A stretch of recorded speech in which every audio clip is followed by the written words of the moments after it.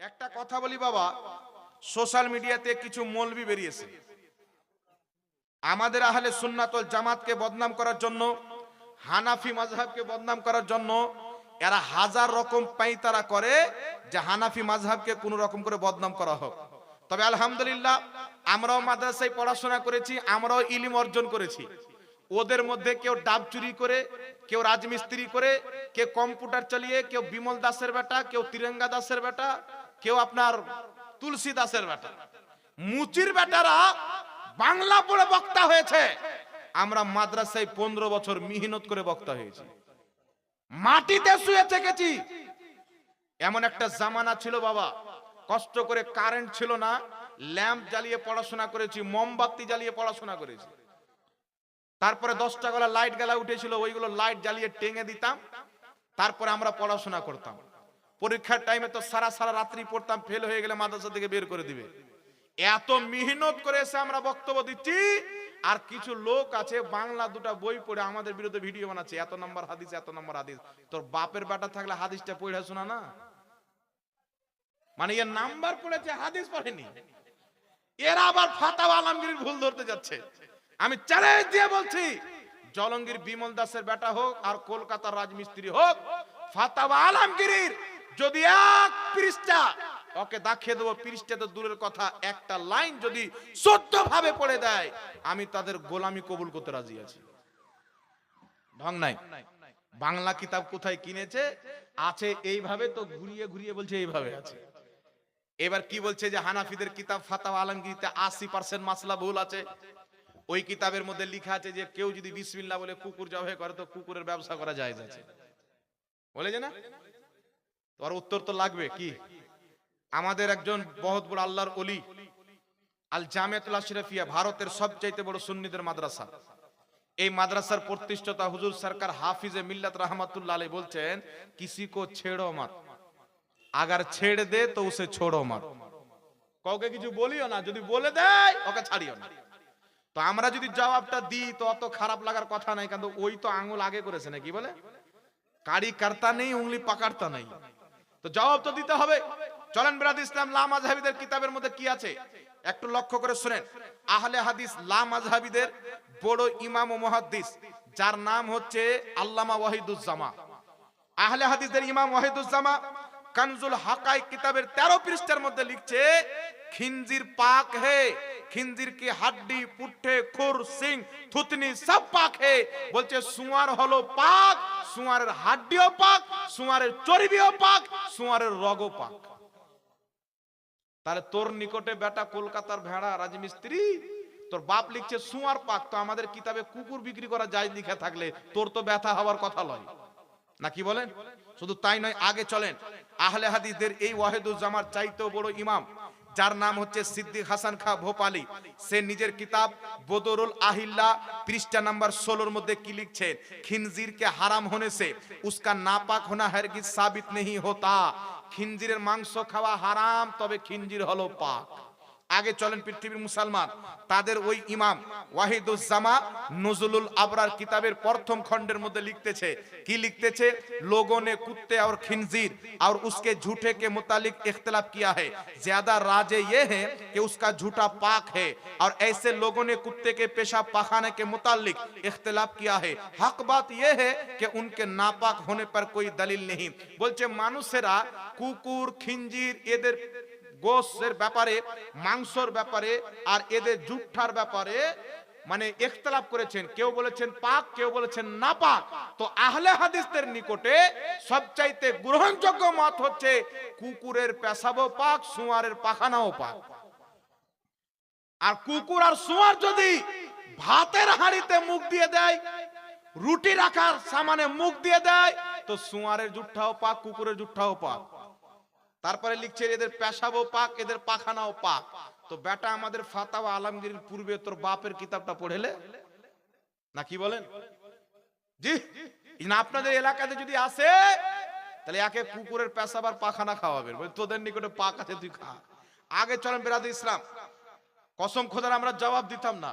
বলেন না, কাগজ কা ये लिबास बदन से उतार दे, बारिश बरस गई तो मुंह कहाँ छुपाओगे, ना तुम सदमे हमें देते, ना यूं बदमाराइया होती, ना खुलती राजे सरबस्ता, ना यूं रुसवाइया होती, ना তুমি আমাদের কিছুতে হাত দিতে, না তোমার বাবার পাটারা খুলতো, আর না নোংরাগুলি বের হতো, নাকি বলে?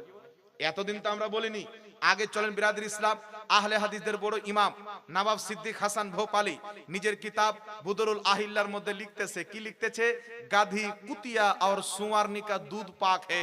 গাধির দুধও পাক, কুত্তির দুধও পাক, সুয়ারনির দুধও পাক। তো আমি ভাবলাম এরা এত মেন্টাল কি করে হয়? কুকুরের দুধ পান করার কারণে হয়েছে, মায়ের দুধ পান করেনি। এদের নিকটে কুকুরের দুধ পাক, সুয়ারের দুধ পাক, আর গাধির দুধ পাক। তাহলে চিন্তা করেন বাবা, কত জঘন্য মশলা লিখেছে, এটা কোন সহিহ হাদিস আছে? তো তোমাদের তো 100% ইংরেজদের কাছ থেকে নেওয়া, তা 80% এর কথা কেন বলছো? তোমার তো হিম্মত নেই যে ফাতাওয়া আলমগীর তুমি বুঝে নিবে। আগের দু একটা কথা বলে দি বিরাদর ইসলাম, আহলে হাদিসদের বড় মুফতি আব্দুস সাত্তার দেহলভি সে নিজের কিতাব ফাতাওয়া সাত্তারিয়ার প্রথম খণ্ডের মধ্যে লিখছে, হালাল जानवरों का पेशाब और पाखाना पाक है, जिसके कपड़े पर लगा हो उससे नमाज पढ़नी दुरुस्त है, नेक बतौर अद्वियात इस्तेमाल करना दुरुस्त है। হালাল জানোয়ার, মুরগি, মুরগা, গরু, বকরি, উট, এদের পেশাব পাক, পাখানা পাক, করের কাপড়ে যদি লেগে থাকে ওই কাপড় পরে নামাজ পড়লে নামাজটা সহি হবে। আর কেউ যদি অসুস্থ হয় এদের পেশাব আর মুদগু খেয়ে নেবে, আর অসুখও ভালো হয়ে যাবে। হ্যাঁ, সুয়ারের কুকুরের গু খানেওয়ালা আমাদেরকে বলছে ফাতাওয়ালা, কিন্তু 80% ভুল আছে। বেটা তোর বাপেরই তো ভুল আছে। লাস্ট একটি কথা, সিদ্দিক হাসান খা ভোপালী নিজের কিতাব বুদরুল আহিল্লার মধ্যে লিখতেছেন, খুশকি কে वो तमाम जानवर হালাল है जिसमें खून नहीं। মশা, মাছি, আরো কত রকম পিঁপড়া ঘুরে বেড়ায়, ফড়িং, বলছে এইগুলো জানোয়ার, এদের মধ্যে রক্ত নেই, এগুলো সব পাক। ভাজি করে ওয়াহাবিদেরকে খাওয়ান, এরা পেট ভরে খাবে। জি, শুধু তাই নয় বিরাদর ইসলাম, এদের কিতাব নুরুল হাসান ভোপালী তার কিতাব উরফুল জাদির মধ্যে লিখতেছে, কি লিখতেছে? কোন ব্যক্তি যদি কোন পর মহিলার সঙ্গে নাউজুবিল্লাহ জিনা করে আর তার যদি মেয়ে হয়, তো সেই লোকটা ওই আপন মেয়েকে বিয়ে করতে পারে। নাউজুবিল্লাহ বলবেন। আর এমন এমন কিছু মাসলা আছে, বললাম না সবাই আছে এখানে, ওগুলো বলা যাবে না। মানে এদের মাসলা এমন লিখে রেখেছে যেটা জাতির সামনে বয়ান করতেও খারাপ লাগছে। আর এটা আমাদের উপর আঙুল তুলছে। এদের মোল্লা লিখেছে আল্লাহ তাআলা ঝুট বল सकता है। উঠান কিতাব ইকরোজা ইসমাইল দেহলভি শামএ তাওহীদ আহলে হাদিসদের কিতাব উঠান, এদের বড় বড় ইমাম লিখেছে আল্লাহ ঝুট বল सकता है। তাহলে এরা কত মিথ্যা বলতে পারে চিন্তা করেন। যাদের আকীদায় আল্লাহ মিথ্যা বলতে পারে, ওরা কত মিথ্যা বলবে বাবা। শুধু তাই নয়, পৃথিবীর মুসলমান এদের মৌলবি লিখতেছেন, কি লিখতেছেন? এদের ইসমাইল দেহলভি লিখতেছে তাকরিয়াতুল ইমানে, নবী মরে মাটির সাথে মিশে গেছে, নবীর সম্মান বড় ভাইয়ের মতো করতে হবে, নাউজুবিল্লাহ আস্তাগফিরুল্লাহ। এইরকম কুফরি আর বিদআতি আকীদা কিতাবের মধ্যে লিখে রেখেছে। এই জন্য আহলে সুন্নাত ওয়াল জামাত থেকে যারা বের হলো তারাই হলো বিদআতি। আর এই ধরনের বিদআতিদের ওয়াজ শোনাও হারাম, তারা যদি মরে যায় তাদেরকে মাটি দেওয়াও হারাম। মুসলমান রাসূল পাক বলেছেন যাদের আকীদা খারাপ তাদের সাথে উঠা বসা, বিয়ে শাদী, তাদের জানাজা পড়া, মাটি দেওয়া, সালাম দেওয়া, নবী পাক সাল্লাল্লাহু আলাইহি সাল্লাম বলছেন এই সবগুলি তোমাদের জন্য আল্লাহ হারাম করে দিয়েছেন। জোরে বল সুবহানাল্লাহ। আল্লাহ পাক বুঝার তৌফিক দান করুক। মানুষ মারা যাওয়ার পরে যে কুলখানি বা চল্লিশা করে সেই সম্পর্কে কিছু বলেন। দেখুন বিরাদর ইসলাম, দুনিয়াতে মানুষ হয় দুই ধরনের। দুই ধরনের মানুষ বলে দিচ্ছি, একদিকে আবু জেহেল, একদিকে আবু বকর সিদ্দিক রাদিয়াল্লাহু তাআলা আনহু। দুই ধরনের হলো কি হলো না? ঠিক আছে। তো আবু জেহেল, উতবা, শাইবা, আবু লাহাব এরা যখন মরেছিল, তো এদের মরার পর দুয়া, দুরুদ, ফাতিহা কিছুই হয়নি। তবে আমরা হাদিস পড়ি, বুখারী, মুসলিম, আবু দাউদ, নাসাই, বিভিন্ন হাদিসের কিতাবে সহিহ সূত্রে সাহাবায়ে কেরামের বাপ মা যখন ইন্তিকাল করেছেন, তারা বাপ মার জন্য দোয়া করেছেন, দান করেছেন, খাওয়া দাওয়া করেছেন, সব করেছেন। একজন ব্যক্তি এসে বলছেন, ইয়া রাসূলুল্লাহ, বুখারী মুসলিমের মধ্যে হাদিস আছে, আমার মাকে হজ করাতাম, মা হজের মাসের আগে মারা গেছেন, আমি যদি হজ করি তো সওয়াবটা কি আমার মা পাবে? নবী পাক বললেন পাবে। হযরতে সাদ বিন আবাদা রাদিয়াল্লাহু তাআলা আনহু, আবু দাউদের সহিহ হাদিস, নবী পাক এসে বলছেন, ইয়া রাসূলুল্লাহ, আমার মা ইন্তিকাল করেছেন, আমি আমার মায়ের নামে কিছু সাদকা করতে চাই, কি সাদকা করলে আমার মায়ের জন্য ভালো হবে? নবী পাক বলেন পানি সাদকা করো। হযরতে সাদ বিন আবাদা রাদিয়াল্লাহু তাআলা আনহু মায়ের নামে একটা পানির কুয়া দান করে দিলেন আর বললেন হাদিহি লে উম্মে সাদ, এই কূপটি হচ্ছে সাদের মায়ের জন্য, পানি পান করবে মানুষ, সওয়াব যাবে তিনার মায়ের কবরে। তারপরে হযরতে সাদ বিন আবাদা রাদিয়াল্লাহু তাআলা আনহু নিজের মায়ের ইসালের সওয়াবের জন্য একটা খেজুরের বাগান দান করলেন, খেজুর খাবে মানুষ, সওয়াব যাবে তিনার মা বাপের কবরে। এই জন্য পৃথিবীর মুসলমান সাহাবায়ে কেরাম ইন্তিকালের, মানুষের ইন্তিকালের পরে তারা কুরআনুল কারীম তেলাওয়াত করেছেন। আনসার সাহাবায়ে কেরাম যখন কোনো ব্যক্তি মারা যেত তারা তার কবরের পাশে গিয়ে কোরআন তেলাওয়াত করত। এই জন্য বিরাদর ইসলাম হযরতে লজলজ নিজের বেটাকে নসিহত করছেন, তাবেই আমি যখন ইন্তিকাল করব আমার কবরের পাশে মাথার সাইডে সূরা বাকারার প্রথম অংশ, পায়ের দিকে সূরা বাকারার শেষ অংশ পাঠ করবে। আমি অনুরূপ নসিহত করতে বলতে ইবনে উমর সাহাবী রাসূলকে দেখেছি। তো সাহাবায়ে কেরামও কোরআন তেলাওয়াতের কথা বলতেন, তাবেঈনরাও কোরআন তেলাওয়াতের কথা বলতেন। এই জন্য পৃথিবীর মুসলমান ইমাম ইবনে কুদামা রাহমাতুল্লাহ আলাইহি নিজের কিতাব আল মুগনি পঞ্চম খণ্ডের মধ্যে সৌদি আরবের ছাপ স্পষ্টভাবে বলেছেন যে কোরআন তেলাওয়াতের সওয়াব মৃত্যু ব্যক্তির কবরে যায়, ইজমাউল মুসলিমিন, এই বিষয়ে মুসলমানদের ইজমা আছে, জোরে বলেন সুবহানাল্লাহ। এই বিষয়ে মুসলমানরা একমত, কেউ এটাকে হারাম বা নাজায়েজ বলেননি। এটা ইমাম ইবনে কুদামা আল মুগনি কিতাবে লিখেছেন। তারপর চলে আসেন বিরাদর ইসলাম লা মাযহাবী আহলে হাদিসদের সবচাইতে বড় ইমাম ইবনে তাইমিয়া, তার ফতোয়ার কিতাব মাজমুউল ফাতাওয়ার 23তমের খণ্ডের মধ্যে লিখতেছে, তাকে জিজ্ঞাসা করা হলো মানুষকে খাওয়া দাওয়া করালে মৃত্যু ব্যক্তির পক্ষ থেকে তার সওয়াব মুর্দা পায় কি পায় না? তো উত্তরে বলছেন খাওয়া দাওয়ার সওয়াব, কোরআন তেলাওয়াতের সওয়াব, তাসবিহ তাহলিলের সওয়াব, তাকবীরের সওয়াব, এই সমস্ত নেকি মৃত্যু ব্যক্তির কবরে যায়, ফলে মৃত্যু ব্যক্তি উপকৃত হয়, জোরে বল সুবহানাল্লাহ। আহলে হাদিসের ফতোয়ার কিতাব ফাতাওয়া নাজরিয়ার মধ্যে লেখা আছে কোরআন তেলাওয়াতের সওয়াব মৃত্যু ব্যক্তির কবরে যায়, মৃত্যু ব্যক্তি উপকৃত হয়। আহলে হাদিসদের কিতাব ফাতাওয়া সানাইয়ের মধ্যে তাদের শাইখুল ইসলাম সানাউল্লাহ আমরিসারি লিখেছেন কোরআন তেলাওয়াতের সওয়াব প্রত্যেকটা নেকির সওয়াব, আহলে হাদিসের ইমাম লিখছে প্রত্যেকটা নেকির সওয়াব মৃত্যু ব্যক্তির নামে বক্সে দিলে তার কবরে যায়, ফলে মৃত্যু ব্যক্তি উপকৃত হয়, জোরে বলতে হবে সুবহানাল্লাহ। তেলাওয়াত মাযহাবীদের গুরু আব্দুর রহমান মুবারকপুরি তোহফাতুল আহওয়াজের মধ্যে লিখছে কোরআন তেলাওয়াতের সওয়াব মৃত্যু ব্যক্তির কবরে যায়। দেওবন্দীদের কিতাবের মধ্যে লেখা আছে কলমার সওয়াব, তাসবিহ তাহলিলের সওয়াব মৃত্যু ব্যক্তির কবরে যায়। এই জন্য এখন যারা বলে মরা গরু কি আর চারা খায়, এরা হলো আবু জেহেলের দলের লোক, এদের বাপ মা বেঈমান হয়ে মরে, এদের জন্য কিছু করলে যাবে না। আমরা মুসলমান, আমাদের বাপ মা মুসলমান, বাপ মা মারা গেছেন 4 দিনে হোক 40 দিনে হোক, প্রত্যেক বছর বছর হোক, মাসে হোক 2 মাসে হোক, যখন আপনার সুবিধা হবে মা বাপের ইসালের সওয়াবের জন্য মানুষকে খাওয়ান, খাওয়া দাওয়ার যেটা নেকি মা বাপের কবরে বক্সে দেন, কোরআন তেলাওয়াত করেন, যারা জানে তাদেরকে ডেকে তেলাওয়াত করান, দান সাদকা করেন, এই সব নেকি আপনার পিতামাতার কবরে চলে যায়। আপনার পিতামাতার কবরে যদি আযাব হয়, আপনার পাঠানো নেকিতে আল্লাহ তার আযাবকে বন্ধ করে তার কবরকে জান্নাতের বাগান বানিয়ে দেন। নবী পাক সাল্লাল্লাহু আলাইহি সাল্লাম বলছেন, হাকিম ইমাম হাকিম লিখছেন আল মুস্তাদরাক আলা সহিহাইন কিতাবে সহিহ সনদে, রাসূল পাক বলছেন মৃত্যু ব্যক্তি দেখবে দিন বা দিন আমাদের দরজা মর্যাদা সম্মান বাড়তি আছে।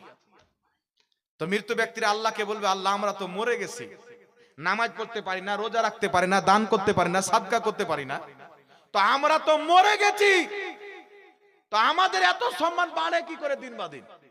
তো আল্লাহ পাক বলছেন তোমাদের আত্মীয় স্বজন রেখেছো না, তারা তোমাদের জন্য দোয়া করে, ইসালে সওয়াব করে, তাদের পাঠানো সওয়াব তোমাদের খাতায় অ্যাড করে তোমাদের সম্মানকে আমি বাড়াইতে থাকি। আর জোরে হবে না সুবহানাল্লাহ। এই জন্য জীবিত ব্যক্তি পিতামাতার পক্ষ থেকে যে কোনো নেকির কাজ করে, কুরবানি দেন, হজ করেন, মা বাপের পক্ষ থেকে রোজা খোলান, মানুষকে খাওয়ান, কোরআন তেলাওয়াত করান, কলমা খানি করান, যেগুলো কাজে নেকি আছে এই প্রত্যেকটা নেকির সওয়াব আপনার পিতামাতার কবরে আমার আল্লাহ পৌঁছিয়ে দিবে, জোরে বলেন সুবহানাল্লাহ। এখানে একটা কথা বলে দিই বাবা, মাসলাটা ক্লিয়ার করে দিলে না হলে হবে না। বর্ধমানের দিকে একটা পোল্ট্রি মুরগি বেরিয়েছে, দেখেছেন? আর এই গলার নিচটুকু হচ্ছে হাতি সুর আর এইটুকু হচ্ছে পোল্ট্রি মুরগি। এ বেটা মাদ্রাসায় চুরি করেছে আর এখন স্টেজে মানুষের ঈমান চুরি করে। এক জায়গাতে বলছে আমাদের আলা হযরত লিখেছেন কোই কিউ পুছে তেরি বাতে রাজা তুঝসে কুত্তে হাজার ফিরতে হ্যায়। আলা হযরত মদিনাতে গেছেন, মদিনাতে যাওয়ার পরে বলছেন ইয়া রাসূলুল্লাহ আমাকে সাক্ষাৎ দেন, দেখা দেন। তো নবী পাক দেখা দিচ্ছেন না, তো আলা হযরত বলছেন কোই কিউ পুছে তেরি বাতে রাজা তুঝসে কুত্তে হাজার ফিরতে। আলা হযরত আহমদ রাজা, তোমার কথা কেউ কেন জিজ্ঞাসা করবে, তোমার চাইতে তো দামি দামি কুকুর মদিনাতে ঘুরে বেড়ায়। তো এটা ওনার আজিজি খাকসারি, নবীর দরবারে নিজেকে ছোট করার। তো এ বর্ধমানের গোপাল ভাঁড় বলছে যে আলা হযরত দুই নাসলের কুকুর ছিল, বলেন আস্তাগফিরুল্লাহ। এই জন্য আমি বলি বাবা, আশরাফ আলী থানভী আহলে হাদিসের ইমাম আশরাফুস সামানিতে কি লিখছে, তালখিসে আশরাফুস সামানিতে, এদের মুজাদ্দিদ, এই যে বর্তমানের পোল্ট্রি মুরগি এদের মুজাদ্দিদ বলছে যে মে ফিরৌন আর নমরুদ সে ভি বদতর খারাপ হো, নমরুদ আর ফিরৌন চাইতো আমি খারাপ। এই আশরাফ আলী থানভী নিজেকে কি বলছে, ফিরৌন চাইতেও খারাপ, নমরুদ চাইতেও খারাপ। তাহলে এর ভাষাতে যদি বলি তো আশরাফ আলী থানভী ফিরৌনের বেটা ছিল নাকি, আর শাওকাত আর ও হচ্ছে নমরুদের বেটা। আগে চলেন বেরাদ ইসলাম, এদের একটি কিতাব আছে আশিক ইলাহি মিট, এদের বড় আলিম লিখেছে তাজকিরাতুর রশিদ। এই কিতাবের মধ্যে লিখছে আহলে হাদিসদের গুরু ইমাম খলিল আহমদ আম্বেটি রশিদ আহমদ গাঙ্গোহির খানকার ব্যাপারে লিখছেন, मैं तो खानका रशीदिया के दरबार का एक আদনা কুত্তা हूं। বলছে আমি রশিদ আহমদ গাঙ্গোহির খানকার দরবারের একটা ছোট কুত্তা, মানে পাগলা কুত্তা। এখন যদি বলি যে আহলে দেওবন্দীদের ইমামরা ছোট কুত্তা নিজেকে বলেছে, এরা কুকুরের বাচ্চা হয়ে গেল, তাহলে কেমন লাগবে বাবা? তো এরা এত বড় জাহিল মূর্খ হয়, এদের শরীয়ত সম্পর্কে জ্ঞান নাই। আবার কিছু আহলে হাদিস ফাড়ফাড়াচ্ছে যে বেরেলভিদের ইমাম আলা হযরত নিজেকে কুকুর বলেছেন, আহলে হাদিসদের ইমাম সিরাজাম মুনির কিতাবে নিজেকে কুকুর বলেছে, আহলে হাদিসদের ইমাম নিজের কিতাব সিরাতুল বুখারীতে নিজেকে কুকুর বলেছে। কিতাব আমার কাছে দুটোই কিতাব আছে। তো আহলে হাদিসদের ইমামরাও নিজেকে কুকুর লিখেছে। কোথাকার কুকুর? নবীর দরবারের কুকুর। আলা হযরতের প্রতি আঙ্গুল তোলার পূর্বে ওদের ফতোয়া ওদের প্রতি পড়ছে, ওদের ফতোয়া অনুযায়ী ওরাই কুকুর শিয়ালের বাচ্চা, আমাদের প্রতি ফতোয়া লাগবে। কারণটি হচ্ছে বিরাদর ইসলাম, আমাদের নিকটে কেউ যদি কোনো বাহাদুরির কাজ করে এলাকাতে, আপনাদের এই গ্রামের ছেলে পেলে কানাপুকুর না কি নাম, কানাপুকুরের ছেলে পেলে খেলা খেলতে গেছে, জিতে এসছে, প্রাইজ নিয়ে এসছে, এলাকাতে ঢুকছে। তো এলাকার মুরব্বী লোকেরা বলছে বাহ, আরে আমাদের গ্রামের এরা শের, শের জিতে এসছে শের। তো শের তো জানোয়ারকে বলা হয়, তো আপনারা কি জানোয়ার বললো? শেরের মধ্যে যে একটা গুণ থাকে, দাহাড় দিলে জঙ্গলে সব জানোয়ার লুকিয়ে যায়, ওই গুণটাকে ব্যবহার করা হয়েছে। তো কুকুরকে কেউ যদি লালন পালন করে তো মালিকের সাথে কোনোদিন গাদ্দারি করে না। তো কুকুরের যে ওয়াফাদারির সিফাত রাসূলে পাক পরওয়ারদিগারে আলামের মাহবুব উনার দরবারে আলা হযরত বলছেন ইয়া রাসূলুল্লাহ, আমি আপনার দরবারের ওই ওয়াফাদার যেটা আপনার সাথে কোনোদিন গাদ্দারি করতে পারে না। জোরে বলতে হবে সুবহানাল্লাহ। তো এইগুলো জিনিস এই জাহিলরা বুঝে না। এ বলছে যে 4 দিনের চাহরম 40 দিনের 40 কেউ যদি দেখাতে পারে তো আমি জুতোর গলা মালাই দিয়ে দলিল বাড়ি যাব। তো 4 দিনে করে তাই চাহরম বলা হয়, 40 দিনে করে তাই 40 বলা হয়। আমি তাকে চ্যালেঞ্জ করতেছি, ওকে চ্যালেঞ্জ, ওর বাপকে চ্যালেঞ্জ, ওর গোষ্ঠীর সবাইকে চ্যালেঞ্জ। হিম্মত যদি থাকে তো দারুল উলুম দেওবন্দ মাদ্রাসা কোন হাদিস আছে দেখাও। তোমার বাপের মাদ্রাসার 12 শরীক জালসা প্রত্যেক বছরে জালসা করো, দাস্তারবান্দির কোথায় আছে? খাতমে বুখারী জালসা করো, একটা হাদিস দেখাও, 10 লক্ষ টাকা তোমাকে পুরস্কার দেওয়া হবে আমাদের পক্ষ থেকে। কিয়ামত পর্যন্ত দেখাতে পারবে না। কথা বুঝতে পারছেন? তো 4 দিনে করে তাই চাহরম বলা হয়, বছর বছর ওর বাপ জালসা করে তাই 12 শরীকি জালসা বলা হয়। 40 দিনে করলে 40 বলা হয়, বছর বছর করলে 12 শরীকি বলা হয়। আমার মা বাপের 12 শরীকি সালে সওয়াব এভাবে বলা হয়। একটা ডেট ফিক্স করে করা হয়। তো ডেট ফিক্স করে করলে যদি নাজায়েজ হয়ে যায় তাহলে ওই পোল্ট্রি মুরগির বাপের বিয়েটা ডেট ফিক্স করে হয়নি। এক জায়গায় বলেছিলাম তো একটা লোক বলছেন হুজুর ওর বাপ যদি পালিয়ে বিয়ে করে, না পালালেও তো ডেট দিতে হবে, ওই ছুরি আমি অমুক জায়গায় অপেক্ষা করবো, অমুক টাইমে তুই চলে আসছিস নাকি বলেন? তো ডেট ফিক্স করলে যদি নাজায়েজ হয় তো ওর বাপ মায়ের বিয়েটা নাজায়েজ। তাহলে নাজায়েজ বিয়ের বাচ্চা যদি হয়তো ওই মৌলবি কি হবে, জায়েজ হবে না নাজায়েজ হবে? আপনারা চিন্তা করেন তো কি ধরনের জাহিল মূর্খ বেরিয়ে গেছে। 4 দিনে করে তাই চাহরম, 40 দিনে করে তাই 40 বলা হয়, যে কোনো দিন করে জায়েজ হয়। ওই যে হুজুরকে নিয়ে এসে ভাড়া করে লাভ কি? হুজুরকে নিয়ে এসে ডেকে মাদ্রাসা তালিম নিয়ে আসছে, এলাকায় যারা কোরআন পড়তে জানে তাদেরকে ডেকে কোরআন পড়াচ্ছে। আরে ভাড়া করা হুজুর নিয়ে এসে করা হারাম হারাম হারাম। আর আহলে হাদিসদের মৌলবীরাতে হিজড়ার মতন বলবে ভাড়া করা মৌলবী এসে হারাম হারাম, মানে ক্যালচারটা দেখবেন তো মনে হচ্ছে ট্রেনের ছক্কা, টাকা চাইছে দে বেটা 10 টাকা। আর চমৎকার হচ্ছে ওই বেটা যে জালসাতে বলছে ভাড়া করা মৌলবি লিয়েছে হারাম, ওকে আবার 20,000 টাকা ভাড়া করে লিয়েছে পাগলাকে। ও ভাড়া করে এসে ওয়াজ করছে।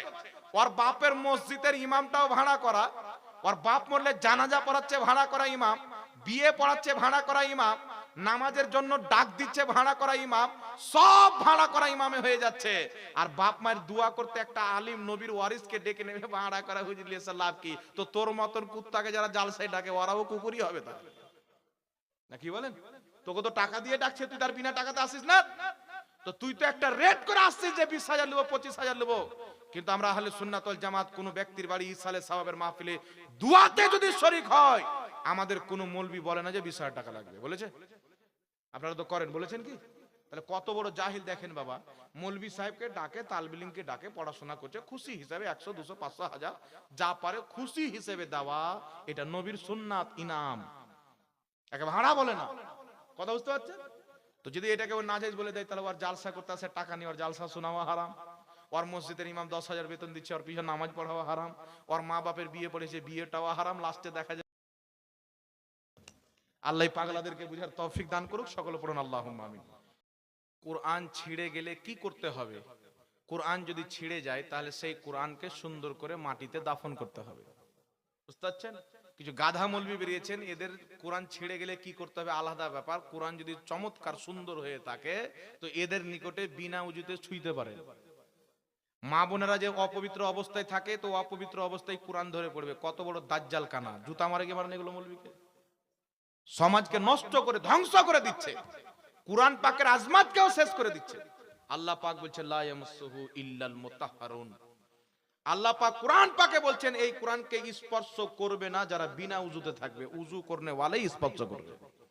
হাকিম আল মুস্তাদরাক আলা সহিহাইনে সহিহ হাদিস, একজন ব্যক্তি একজন সাহাবীকে একটা কোরআন হাতে দিচ্ছেন, যেটা আমাকে পড়ে শুনান বা বুঝান।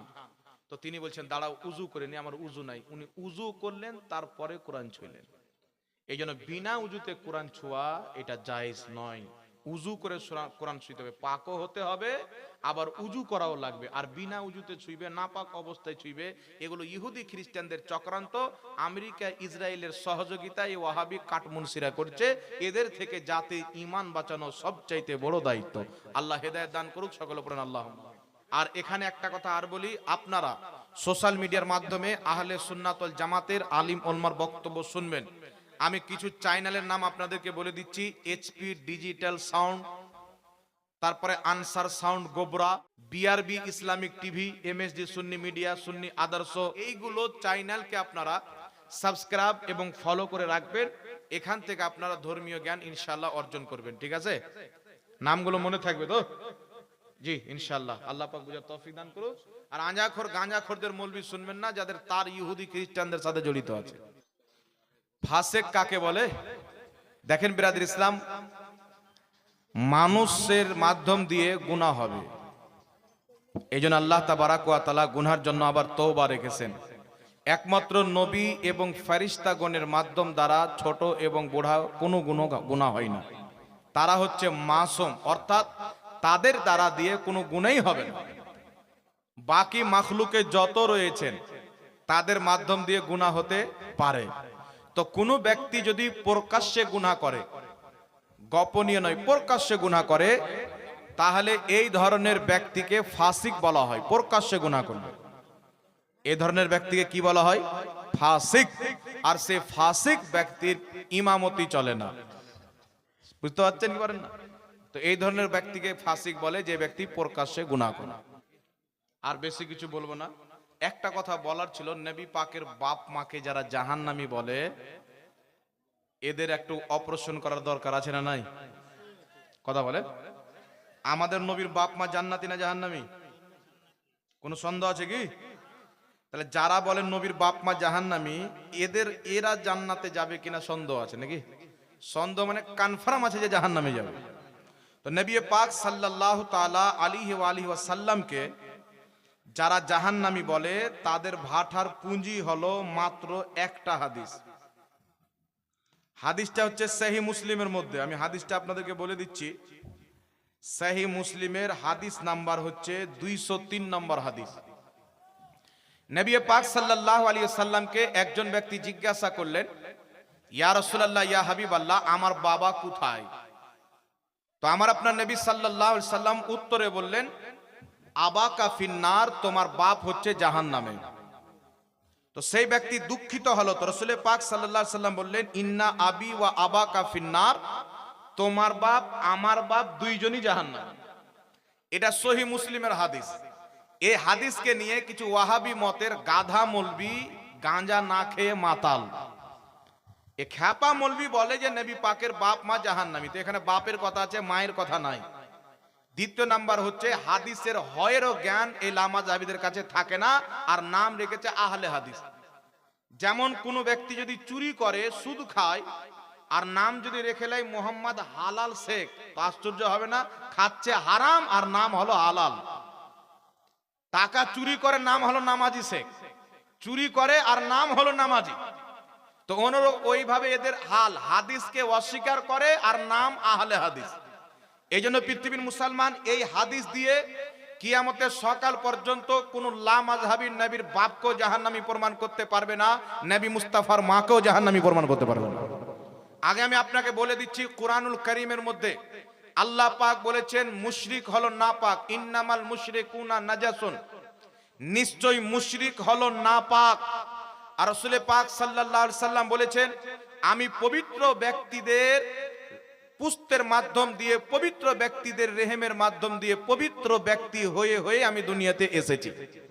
তো নবী পাক নিজের বাপকে পবিত্র বলেছেন, মাকে পবিত্র বলেছেন, দাদাকে পবিত্র বলেছেন, পরদাদা, তার বাপ পর্যন্ত, আদম আলাইহিস সালাম পর্যন্তকে তিনি পবিত্র বলেছেন। আর আল্লাহ কুরআন পাকে মুশরিককে নাপাক বলেছেন। তো বুঝা গেল নবীর বাপও মুশরিক ছিলেন না, নবীর মাও মুশরিক ছিলেন না। জোরে বলেন সুবহানাল্লাহ। এটা কুরআন পাকের আয়াত দ্বারা প্রমাণিত। দ্বিতীয় কথা হচ্ছে, নবী পাক সাল্লাল্লাহু আলাইহি সাল্লাম 40 বছর বয়সে নবী হওয়ার এলান করেছিলেন। উনি নবী আদমের সৃষ্টির পূর্বে হয়ে গেছিলেন। যারা বলে নবী 40 বছর পর নবী হয়েছে, আগে নবী ছিল না, এইগুলো হচ্ছে মূর্খদের কথা। নবী মুস্তাফা জন্মের পূর্বে আল্লাহর হাবিব বলছেন, হাকিম আল মুস্তাদরাক আলা সাহিহাইনের মধ্যে সহিহ সনদে হাদিস, রাসূল পাক বলছেন, কুনতু নবিয়্যান ওয়া আদম বাইনার রূহি ওয়াল জাসাদ, আদমের দেহের মধ্যে যখন আত্মা ভরা হয়নি, তখন আমি মুস্তাফা নবী হয়ে গেছিলাম। এজন্য নবী 40 বছর পর নবী হয়েছে, এর পূর্বে নবী ছিলেন না। এই মর্মে পৃথিবীর কোন ব্যক্তি সহিহ হাদিস তো দূরের কথা, একটা জাল হাদিসও দেখাতে পারে না।